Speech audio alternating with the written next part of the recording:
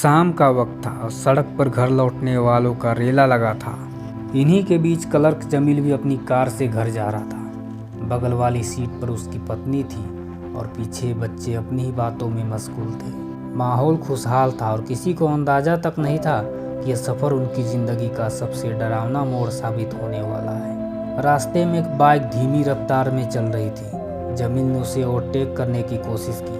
न कोई जल्दबाजी थी न कोई होड़, बस एक पल की चूक हुई और कार बाइक से हल्की सी छू गई। यहीं से मंजर बदलने लगा। बाइक रुकी और आवाज़ें तेज होने लगी। जमील ने तुरंत कार रोककर बाहर निकलते ही माफ़ी मांगी और बात को संभालने की कोशिश की, लेकिन सामने वाले का गुस्सा सातवें आसमान पर था। बातचीत के बजाय मोबाइल फ़ोन निकलने लगे और देखते ही देखते माहौल तनावपूर्ण हो गया।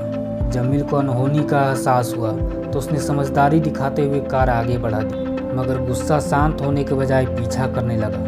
बाइकों का शोर कार के पीछे लग चुका था। सहमी हुई पत्नी ने घबरा कर कहा, तेज चलो, ये लोग पीछे आ रहे हैं। अगले 3 किलोमीटर तक डर और रफ्तार की जंग चली, लेकिन अचानक सड़क के बीचों बीच कार को चारों तरफ से घेर लिया गया।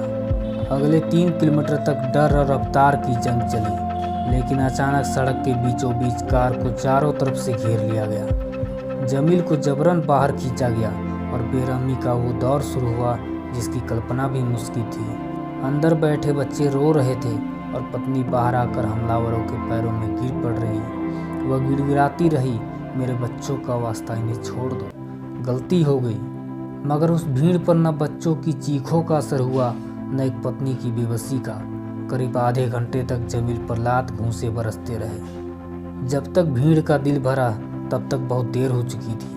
बच्चों और पत्नी की आंखों के सामने जमील की सांसें टूट गई। खौफनाक बात यह थी कि कुछ ही देर बाद सड़क फिर से चलने लगी, मानो वहाँ कुछ हुआ ही न हो। लेकिन उस परिवार की दुनिया वहीं उजाड़ दी गई थी। घटना के बाद पुलिस सक्रिय हुई।